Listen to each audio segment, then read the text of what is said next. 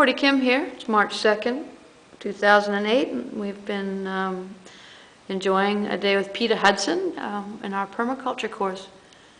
Peta, what did we do today?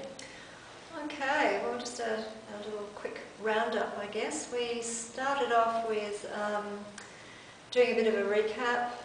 I'm wondering if I'm getting this in the right order, but we did a recap of the day that we spent out at Harmony Farm, looking at what came out of that for people. And we also looked at global issues. That was something that I really wanted to tie in the first session, but intros took quite a long time. So we looked at global issues, and many things came out of that. And the reason for that was to then move on to the further exploration of the permaculture tree, because we only got as far as doing the ethics in the first session. So we went on to look at the principles. So the connection with the global issues is, how does permaculture address some of these, if not all of, the global issues? And of course we could only get so far in an exercise like this, but a lot came out of it. So we started before with the ethics down the bottom, the foundations, the roots of permaculture. Moving up the trunk, we placed the principles on here and explored those. Most of these principles you'll find in David Holmgren's book, Permaculture Principles and Pathways Beyond Sustainability.